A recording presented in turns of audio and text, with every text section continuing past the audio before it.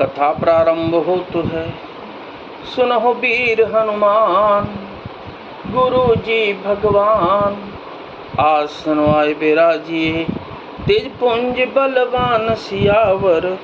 रामचंद्र जी की जय, पवन सुत हनुमान जी की जय।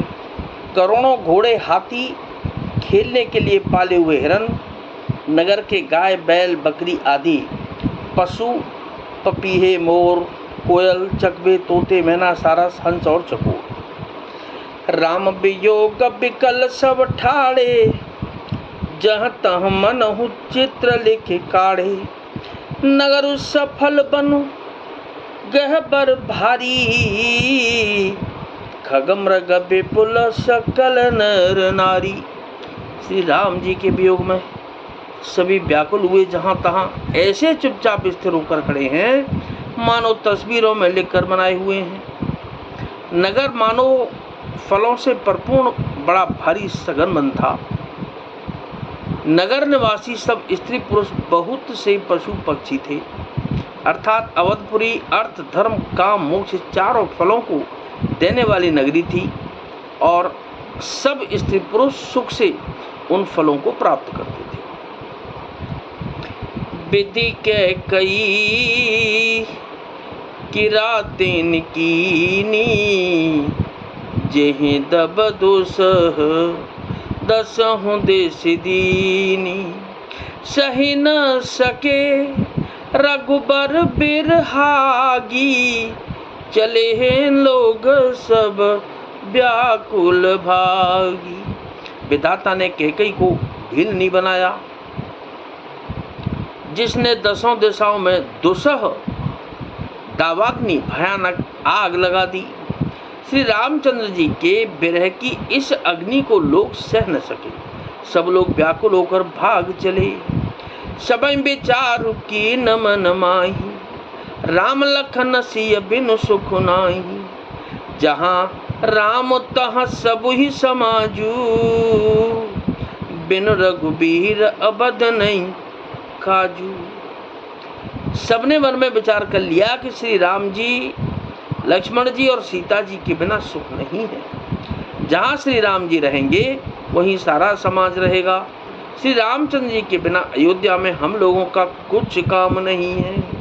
चले साथ यश मंत्र दृढ़ाई, सुर दुर्लभ सुख सदन बिहाई। रामचरण पंकज प्रिय जिनहि, विषय भोग बस करहि किते नहीं। ऐसा विचार दृढ़ करके देवताओं को भी दुर्लभ सुखों से पूर्ण घरों को छोड़कर सब श्री रामचंद्र जी के साथ चल पड़े। जिनको श्री रामचंद्र जी के चरण कमल प्यारे हैं, उन्हें क्या कभी विषय भोग बस में कर सकते हैं? अर्थात कभी नहीं।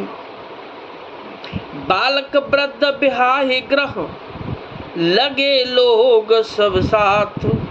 तमसा तीर निवास किय, प्रथम दिवस रघुनाथ सियावर।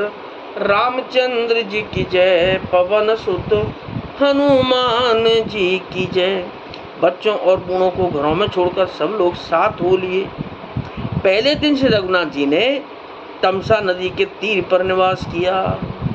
रघुपति प्रजा प्रेम बस देखी, सदय हृदय दुख भयहु विशेषी। करुणामय रघुनाथ गोसाई, बेग पाई यही पीर पराई। प्रजा को प्रेम बस देखकर श्री रघुनाथ जी के दयालु हृदय में बड़ा दुख हुआ। प्रभु श्री रघुनाथ जी करुणामय हैं, पराई पीड़ा को वे तुरंत पा जाते हैं। अर्थात दूसरे का दुख देखकर वे तुरंत स्वयं दुखित हो जाते हैं। कहिस प्रेम मृदु बचन सुहाए, बहुविधि राम लोग समुझाए। किए धर्म उपदेश घनेरे, लोग प्रेम बस फिर ही न फेरे। प्रेमयुक्त कोमल और सुंदर वचन कहकर श्री रघुनाथ जी ने, श्री रामचंद्र जी ने बहुत प्रकार से लोगों को समझाया और बहुतेरे धर्म संबंधी उपदेश दिए, परंतु प्रेम बस लोग लौटाए लौटते नहीं।